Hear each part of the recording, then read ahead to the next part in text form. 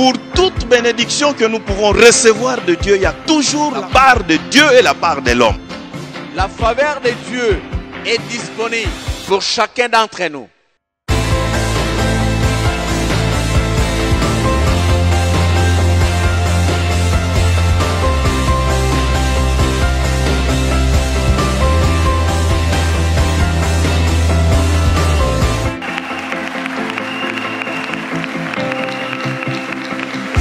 Ça, il y a que Dieu dont il peut le faire. Bien-aimés dans le Seigneur, nous vous saluons dans le nom puissant et glorieux de notre Seigneur Jésus-Christ. Partout où vous nous suivez, dans vos maisons, dans vos bureaux, quel que soit l'endroit où vous nous suivez, à travers le monde, que le Seigneur vous bénisse. Lui qui mérite la gloire, l'honneur et la sagesse. Voici ce que la Bible dit à propos de lui. Il dit, l'agneau qui a été offert en sacrifice est digne de recevoir la puissance, la richesse, la sagesse, la force, l'honneur, la gloire et la louange à celui qui est assis sur le trône et à l'agneau soit la louange, l'honneur, la gloire et la domination au siècle des siècles. Acclamons notre Dieu, le Dieu qui nous fait du bien, le Dieu qui assure notre protection, le Dieu qui nous accompagne à chaque instant. Prions le Seigneur. Éternel des armées, Père Tout-Puissant, nous voici ce matin dans ta sainte présence, dans le nom de Jésus, lui qui nous donne accès libre auprès de toi. Nous voulons, Père de gloire, que toi, tu puisses être avec nous, tu puisses continuer à nous bénir, à nous faire du bien. Merci pour le Saint-Esprit, lui qui ne cesse de nous inspirer, de nous révéler bien des choses. Laisse que ton nom puisse être élevé, parce que tu es notre Père. Merci de bénir ce temps, merci de bénir tout ce qui sera fait dit. Merci au Père de gloire, de tirer gloire de tout ceci dans la vie de tes enfants. Au nom de Jésus, nous t'avons ainsi prié et nous disons gloire et louange à toi, Seigneur Jésus-Christ. Amen. Bien-aimés, j'aimerais que nous puissions donner gloire à notre Dieu au travers de ce chant. À Dieu soit la gloire. Là où vous êtes dans vos maisons, vous pouvez vous tenir debout et nous allons battre les mains pour glorifier notre Dieu. À Dieu soit la gloire et par son grand amour, dans mon âme noire s'est levé les jours. Jésus à ma place est mort sur la croix. Il m'offre sa grâce et je la reçois. Gloire à Dieu, écoutez sa voix. Gloire à Dieu, monde réjouis-toi. Oh, venez au Père, Jésus est vainqueur, que toute la terre chante à son honneur. De Jésus la joie est remplie notre cœur, qu'importe qu'on voie tout notre bonheur. Selon sa promesse, Jésus changera de en allégresse quand il reviendra. Gloire à Dieu, écoutez sa voix. Gloire à Dieu, monde réjouis-toi. Oh, venez au Père, Jésus est vainqueur, que toute la terre chante à son honneur. Oui, il mérite la gloire. Nous pouvons nous rasseoir là où nous sommes, tout en acclamant notre Dieu, le Dieu qui est toujours présent, le Dieu qui nous fait du bien, le Dieu qui nous bénit, le Dieu qui nous secourt, qui nous soutient à chaque instant. Aujourd'hui, dimanche le 26 avril, dernier dimanche de ce mois d'avril, mais aussi deuxième dimanche post-pascal. Nous savons que nous avons célébré la Pâque depuis le 12 de ce mois et aujourd'hui c'est le deuxième dimanche post-pascal.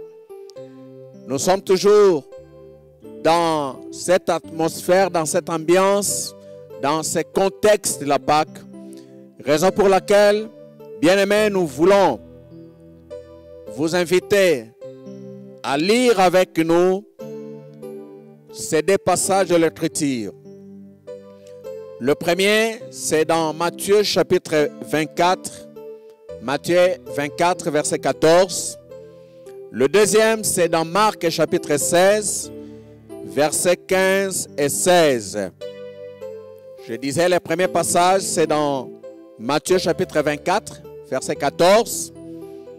Et le deuxième passage, nous allons le lire dans l'Évangile selon Marc, au chapitre 16. Nous allons lire le 15e verset et le 16e verset.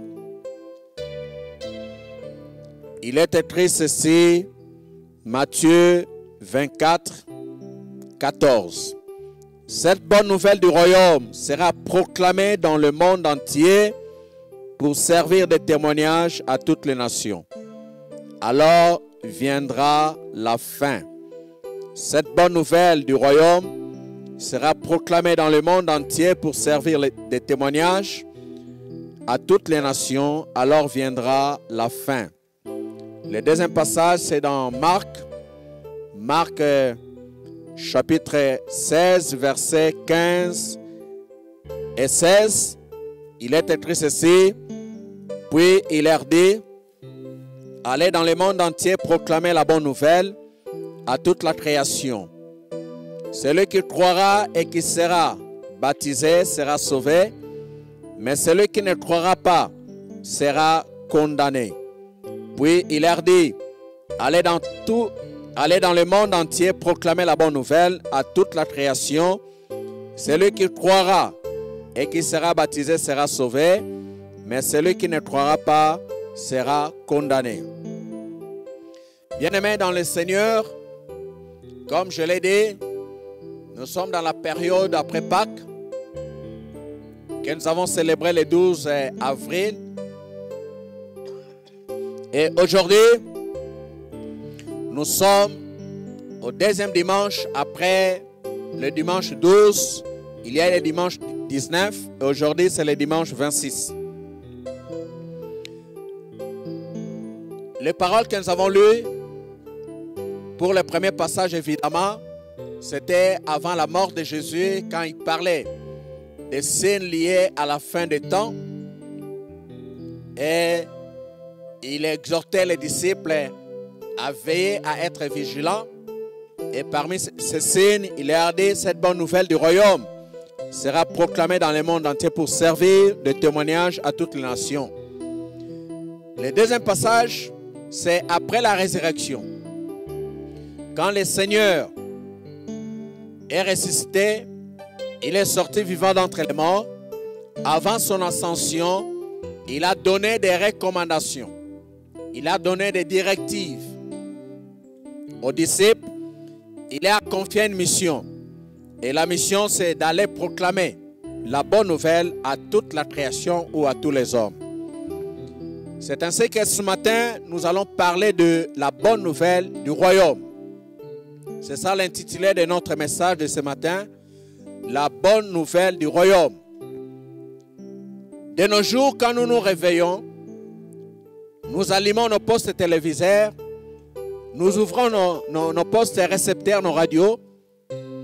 Même quand nous sommes branchés, connectés sur Internet, la plupart des nouvelles sont de mauvaises nouvelles.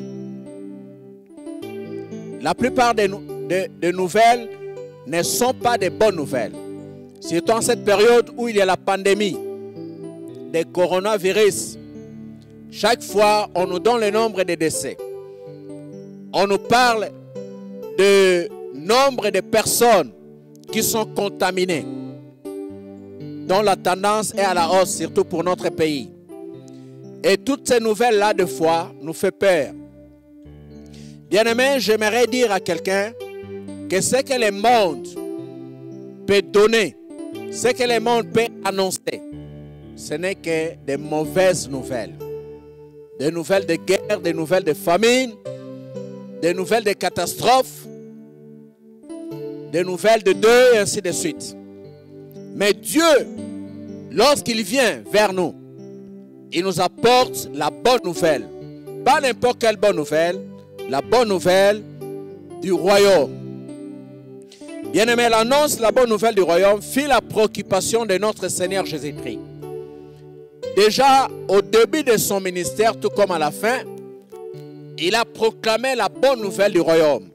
Si vous lisez dans Marc chapitre 1, verset 15, le Seigneur déjà au début, il annonçait, il disait aux gens, changez de comportement. Répentez-vous, car le royaume des cieux est proche. Car le royaume des cieux est proche. Au début de son ministère, il a commencé avec l'annonce de la bonne nouvelle du royaume. Tout au long de son ministère, il n'a cessé de parler de son royaume en utilisant plusieurs images, plusieurs paraboles, donner des enseignements, des avertissements. Tout ça, c'était lié par rapport à son royaume. Même avant qu'il rentre vers son Père, si vous lisez dans Actes chapitre 1, verset 3, vous allez voir les 40 jours où le Seigneur apparaissait à ses disciples. La Bible dit qu'il a consacré ça pour leur parler de son royaume. Parce que le royaume de Dieu, c'est une priorité pour Dieu, mais aussi une priorité que Dieu veut pour chacun d'entre nous. Bien-aimés, il n'y a pas une autre alternative que Dieu offre aux hommes si ce n'est pas l'accès à son royaume. L'accès à son royaume. D'ailleurs, la Bible relate ce que le diable a fait lors de la tentation de Jésus-Christ. Si vous lisez dans Matthieu chapitre 4, versets 8 à 11, on nous dit pendant la tentation, le diable a conduit Jésus sur une haute montagne. Il lui a fait voir tous les royaumes de ce monde avec leur gloire. Mais Jésus n'était pas fasciné par cela. Et le diable lui a dit, voyez tout ça, je suis prêt à te l'offrir à condition que tu m'adores, que tu puisses m'adorer. La Bible dit, Jésus a dit, retire-toi de moi, Satan. Il est écrit, tu n'adoreras que ton Dieu seul. Il a chassé Satan parce que le royaume de ce monde, la gloire de ce monde, ne vaut rien par rapport à son royaume. Par rapport à son royaume. Et la Bible nous montre même lors de son procès, quand Pilate était en train de le juger avant qu'il soit condamné, dans Jean chapitre 18 verset 36, le Seigneur lui a dit clairement dans Jean 18 verset 36, mon royaume n'est pas de ce monde. Si mon royaume était de ce monde, j'allais mobiliser les anges qui allaient m'empêcher d'être condamné par toi. Bien-aimé, le Seigneur est attaché à son royaume. À son royaume. C'est pourquoi il fait de son royaume une priorité pour tous les hommes. Parce qu'il sait qu'en dehors de son royaume, il n'y a pas de bonheur pour les êtres humains que nous sommes. Parce que déjà à partir du paradis, Dieu nous a chassés du paradis. Mais c'est Dieu d'amour, dans sa grâce, il veut nous récupérer pour nous amener dans son royaume. C'est pourquoi, dans Matthieu chapitre 6, verset 33, le Seigneur a dit, cherchez premièrement le royaume de Dieu et sa justice. Donc le royaume de Dieu, c'est la priorité de toutes les priorités pour Dieu. C'est la priorité des priorités pour les humains que nous sommes. Bien-aimés, c'est pourquoi, après la résurrection, le Seigneur va dire clairement à ses disciples, allez dans le monde entier, proclamez la bonne nouvelle à toute la création, proclamez la bonne nouvelle à tous les hommes, à toutes les femmes, aux enfants, aux adultes. Et la Bible dit, celui qui croit en cette bonne nouvelle sera, celui qui croira et qui sera baptisé, sera sauvé. Mais celui qui ne croira pas sera condamné. Bien-aimés, comme je l'ai dit, le Seigneur, le message qu'il a laissé à l'Église, le message qu'il a laissé aux enfants de Dieu que nous sommes, c'est le message de son royaume. Quand nous parlons de la bonne nouvelle du salut, la bonne nouvelle du salut est liée au royaume de Dieu. Au royaume de Dieu. Parce que depuis que Christ était mort sur la croix et qu'il était ressuscité, une nouvelle ère avait commencé pour toute l'humanité. L'ère de la grâce de Dieu, où Dieu donne la possibilité à tout homme de venir auprès de lui pour recevoir le salut. Et cela gratuitement, sans rien payer. Parce que lui, il a payé le prix au travers de la mort de son Fils. Depuis que Christ est venu, depuis sa mort, depuis sa résurrection, la porte est ouverte pour que chaque personne puisse venir auprès de Dieu. Peu importe le péché, peu importe la nationalité, peu importe la race, peu importe le rang social, peu importe ce qu'on est riche ou pauvre, mais la porte est largement ouverte pour recevoir le salut. Mais ce salut ne peut être obtenu que lorsque la personne croit à la bonne nouvelle du royaume. C'est pourquoi, vous qui me suivez, partout où vous êtes, vous devez savoir que Dieu vous aime. Et c'est Dieu qui vous aime. Il veut que vous puissiez croire en la bonne nouvelle de son royaume. De son royaume. Je disais, depuis que Christ est venu, partant de sa mort, de sa résurrection, une ère nouvelle a été inaugurée. Le temps de la grâce. Mais j'aimerais vous dire que ce temps de la grâce, bientôt, ça va toucher à sa fin.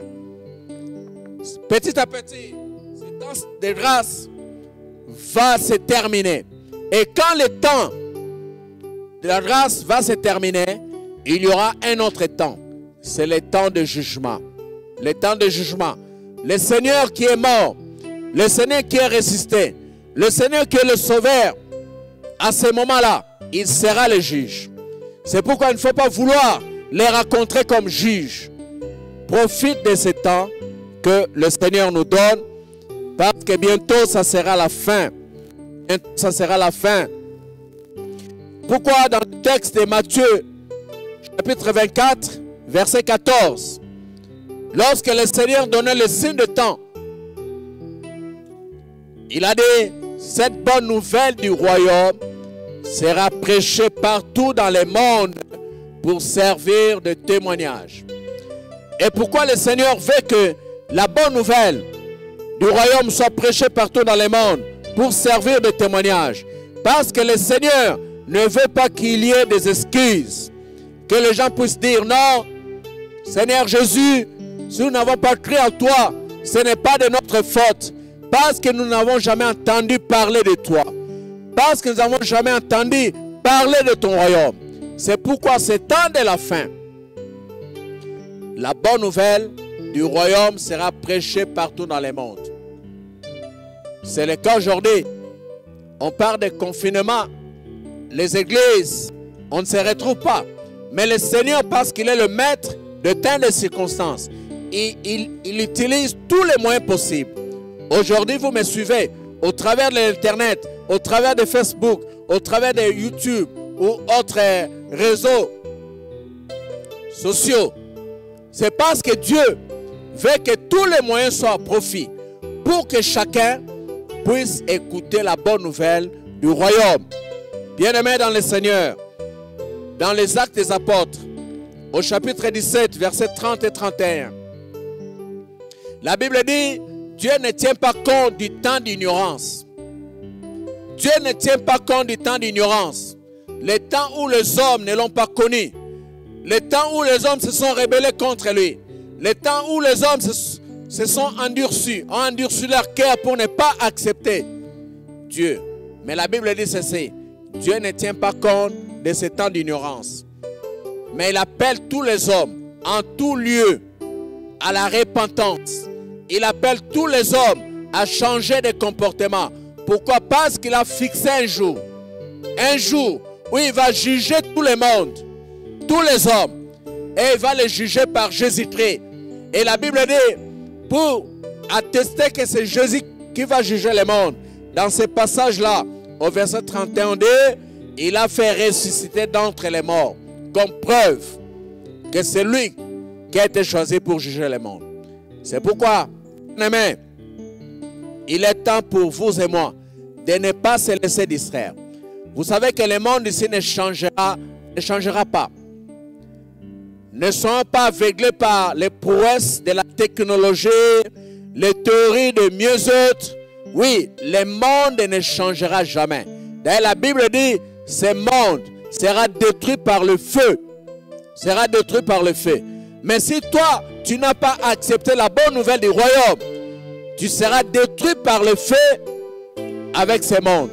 Parce que le Seigneur avait déjà détruit à l'époque Sodome et Gomorrhe par le feu. Les habitants qui étaient là étaient brûlés par le feu, consumés, calcinés, parce qu'ils n'ont pas cru à l'évangile qui a été prêché par Lot, le juste qui était là. Parce qu'ils n'ont pas accepté même les anges de Dieu qui est venu. Bien-aimés, ce monde aussi sera brûlé par le feu. C'est pourquoi la Bible dit, cette bonne nouvelle du royaume sera prêchée partout dans le monde pour servir de témoignage. Bien-aimés, si le Seigneur insiste sur la bonne nouvelle du royaume, il ne veut pas que le message de la bonne nouvelle du royaume soit anéanti par d'autres messages que les églises ont donnés jusque-là, où on ne faisait que promettre aux gens les choses de ce monde, la vie matérielle de ce monde. Alors qu'il y a plus mieux que ça. C'est vrai que Dieu n'est pas content, n'est pas contre pour qu'on puisse avoir le minimum dans notre vie actuelle. Mais ce n'est pas ça qui doit faire notre préoccupation. Et des fois, on a passé du temps pour parler des choses matérielles, pour parler de voyage, pour parler des mariages, pour parler de la prospérité, pour parler de bien des choses. Mais à ce temps de la fin, la seule bonne nouvelle que le Seigneur veut que cela soit prêché, c'est la bonne nouvelle de son royaume. Pourquoi la bonne nouvelle de son royaume? Pour que les hommes et les femmes soient préparés à l'avènement de Jésus, au retour de Jésus, pour qu'ils ne soient pas distraits à la manière de cinq vierges folles qui étaient distraites, mais que les gens soient prêts à accueillir Jésus, soient prêts à rencontrer Jésus. Bien-aimés, c'est pourquoi le Seigneur, avant de partir, dit à ses disciples, allez partout dans le monde, prêchez la bonne nouvelle. Prêchez la bonne nouvelle à toute la création. Vous qui m'écoutez, enfants de Dieu que vous êtes, vous avez la responsabilité d'annoncer la bonne nouvelle du royaume. Que le confinement ne soit pas un prétexte pour que vous puissiez vous dire, on est confiné, on est confiné, on est confiné. Oui, même dans cette situation de confinement, vous pouvez proclamer la bonne nouvelle. Au travers de votre WhatsApp, au travers de votre Facebook, vous pouvez proclamer la bonne nouvelle. Au travers de votre téléphone, il y a des amis qui ne connaissent pas le Seigneur. Il y a des membres de famille qui ne connaissent pas le Seigneur. Il y a des collègues de service qui ne connaissent pas le Seigneur. Dans votre entourage, dans les quartiers, là où vous êtes, vous pouvez proclamer la bonne nouvelle du royaume. À cette maman qui vient vous vendre le pain chaque jour, à cette maman qui est votre cliente des épices, vous pouvez profiter pour proclamer la bonne nouvelle du royaume. C'est ce que le Seigneur attend de nous. C'est ça la responsabilité qu'il a confiée à chacun d'entre nous comme enfants de Dieu. Proclamer la bonne nouvelle de son royaume. De son royaume. Parce que le temps de la grâce, un jour, prendra fin. et nous tendons vers la fin de ce temps de la grâce. Mais Dieu veut que les hommes et les femmes puissent le connaître, puissent devenir citoyens de son royaume. Mais ils peuvent le devenir que lorsque nous prenons la responsabilité de prêcher la bonne nouvelle du royaume. La bonne nouvelle du royaume. Bien-aimés, c'est très important pour nous. En tant qu'Église, nous pouvons même demander pardon à Dieu. Pour dire, voici, nous avons passé du temps dans des choses futiles. Nous avons passé du temps dans des choses qui ne pouvaient pas apporter la véritable vie. Mais maintenant, l'heure est venue pour que nous puissions nous engager à proclamer la bonne nouvelle du royaume à ce temps de la fin. N'oubliez pas que dans notre église ici, notre thème de l'année c'est Jésus dit oui, je viens bientôt. Mais il vient bientôt. Mais le peuple de Dieu doit être préparé. L'humanité doit être préparée. Mais cette préparation ne peut se passer que lorsque nous proclamons la bonne nouvelle du royaume. Bien-aimés, parce que la bonne nouvelle du royaume, c'est un message à la fois d'amour et d'avertissement. Lorsque nous proclamons la bonne nouvelle du royaume de Dieu, c'est une façon pour nous de faire montrer aux hommes et aux femmes l'amour de Dieu. Parce que la Bible dit, car Dieu a tant aimé les hommes et qu'il a donné son Fils unique, Jésus-Christ, afin que quiconque croit en lui ne périsse point, mais qu'il ait la vie éternelle. Dans Jean 3,16. Et quand nous proclamons la bonne nouvelle du royaume, nous faisons montrer aux hommes et aux femmes l'amour de Dieu. Que ce Dieu-là les aime. Vous savez qu'aujourd'hui, il y a bien des personnes qui ont une mauvaise image de Dieu. Ils pensent que Dieu c'est un bourreau. Ils pensent que Dieu c'est quelqu'un, un père fouettard qui aimerait le voir souffrir. Non, Dieu ne nous a pas créés pour nous faire souffrir. Dieu nous a créés pour notre bien.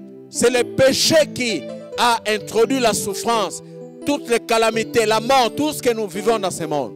Et c'est Dieu qui veut qu'on puisse le connaître comme étant le Dieu d'amour. Par quel moyen? Lorsque nous proclamons la bonne nouvelle du royaume. Mais non seulement la bonne nouvelle du royaume est un message d'amour, mais aussi un message d'avertissement. D'avertissement qui montre le feu rouge, qui rappelle à chacun d'entre nous qu'un jour, le jugement de Dieu sera là. Dans ce jugement-là, il n'y aura pas de cour d'appel, il n'y aura pas de recours, parce qu'il est le vrai justicier. La Bible dit, il n'a jamais considéré les coupables comme innocents, ni l'innocent comme coupable. Et parce que le message de la bonne nouvelle du royaume, c'est un message d'avertissement pour faire comprendre aux hommes et aux femmes, ce monde finira un jour. Ce monde sera détruit un jour. Bien-aimés, c'est donner l'occasion aux gens de comprendre que non, nous devons prendre nos dispositions. L'autre fois, je suivais sur WhatsApp, on parlait, les éditeurs de la Bible, dans plusieurs pays, ont remarqué que dans cette période, les Bibles se sont vendues, contrairement à la période ordinaire normale. Pourquoi? Parce que les gens ont compris, non, avec cette pandémie, préparons-nous, parce qu'on ne sait jamais, peut-être que ça peut m'attraper, je peux mourir, que je puisse me préparer. Et les gens ont couru pour chercher la Bible, parce qu'ils veulent s'approcher de Dieu. Et c'est l'occasion qui est favorable pour que nous puissions faire comprendre aux hommes et aux femmes que Dieu, ce Dieu-là vous aime et il veut que vous puissiez venir auprès de lui. Parce que si vous ne venez pas auprès de lui, le jour du jugement, vous irez en enfer. Bien-aimés, c'est notre responsabilité en tant qu'enfants de Dieu de prêcher la bonne nouvelle du royaume. Raison pour laquelle le Seigneur a dit aux disciples, allez partout dans le monde, prêchez la bonne nouvelle à toute la création, à tous les hommes. Prêchez la bonne nouvelle. Frères et sœurs, vous qui me suivez, depuis que l'année a commencé, Combien de personnes que vous avez amenées à Jésus-Christ? Combien de personnes que vous avez montré la voie du salut? Combien de personnes à qui vous avez parlé de Jésus, de la bonté de Dieu, de l'amour de Dieu, du salut, du jugement? Bien-aimés, quand vous ne le faites pas, vous échouez dans votre mission en tant qu'enfant de Dieu. Parce que si nous sommes dans ce monde ici, si Dieu nous garde encore dans ce monde, pour que nous puissions accomplir sa mission. Et sa mission, la mission première qu'il nous a donnée, c'est d'aller partout dans le monde prêcher la bonne nouvelle de son royaume. La bonne nouvelle de son royaume. Bien-aimés, ça va de notre responsabilité de prêcher la bonne nouvelle du royaume pour que le peuple, les hommes et les femmes qui ne connaissent pas Dieu, ils puissent le connaître. Mais aussi prêcher la bonne nouvelle du royaume pour que même ceux qui sont chrétiens, qui se sont refroidis dans leur foi, dans leur engagement, qu'ils puissent se réveiller. Qu'ils puissent se réveiller. Parce que Jésus a dit, veillez et priez pour que vous ne puissiez pas tomber dans la tentation. Veillez et priez pour que le jour où je vais venir, je vous trouve vigilant et que je puisse vous rencontrer. Bien-aimés, c'est pourquoi vous qui me suivez, peut-être que dans votre vie, vous êtes écartés, dans votre marche avec le Seigneur, vous êtes écartés de sa voie. Dieu vous rappelle, revenez vers lui. Revenez vers lui. Quand le diable a montré le royaume de ce monde et la gloire de ce monde à Jésus, Jésus ne s'est pas laissé faire. Il n'a pas accepté de se prosterner pour avoir la gloire de ce monde, pour avoir le royaume de ce monde. Peut-être que vous qui me suivez, vous avez bradé votre foi et vous vous êtes introduit dans l'occultisme, vous commencez à pratiquer les fétiches pour avoir un poste de responsabilité, pour avoir la gloire de ce monde. Bien-aimés, le Seigneur vous invite à revenir vers lui. Parce que la gloire de ce monde est éphémère. Le royaume de ce monde ne sont que des royaumes éphémères. Mais le royaume de Dieu, c'est le royaume éternel. La gloire de Dieu, c'est la gloire éternelle. Parce que la Bible dit, c'est quand nous croyons en Jésus-Christ, et Jésus vient vivre en nous, il apporte dans notre vie sa gloire aussi, qui est différente de la gloire de ce monde. Aujourd'hui, les gens s'entretuent à cause de la gloire de ce monde. Il y a ceux qui s'empoisonnent à cause de la gloire de ce monde. Il y a des règlements de comptes à cause de la gloire de ce monde. Il y a la jalousie à cause de la gloire de ce monde. Mais il y a une gloire plus glorieuse que la gloire de ce monde. C'est la gloire de Dieu. C'est la gloire de Dieu. Et le Seigneur vous invite à cette gloire. Lorsque vous tournez vers lui, lorsque vous acceptez la bonne nouvelle de son royaume, lorsque vous venez auprès de Jésus, comme cet enfant prodigue qui est rentré vers son Père, il est prêt à vous accueillir. Il est prêt à vous accueillir. Renoncez à cette voie-là et revenez vers Jésus. Il vous aime. Il vous aime. Il est mort sur la croix pour vos péchés. Il est mort sur la croix pour vous racheter.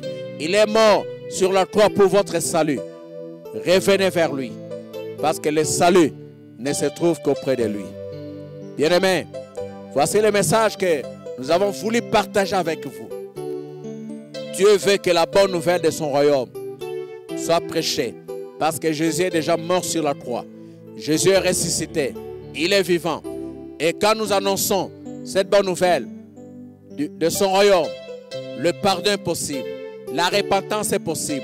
La restauration est possible. La marche avec Dieu est possible. Au travers de cette bonne nouvelle du royaume. Et quand nous acceptons cette bonne nouvelle du royaume et nous faisons de son royaume la priorité de notre vie. Dans Matthieu 6,33, on dit, les autres choses là que nous cherchons, les autres choses que nous désirons, Dieu va nous l'accorder. Parce qu'il est écrit, fais de l'éternel tes délices, il te donnera ce que ton cœur désire. Nous allons nous incliner dans la prière. Inclinons-nous dans la prière. Commencez à dire merci à Dieu pour sa parole. Commencez à remercier Dieu pour cette parole que nous venons d'écouter. C'est Dieu d'amour. C'est Dieu qui est prêt à nous accompagner, à intervenir dans notre vie. Commençons à lui dire merci par rapport à cette parole.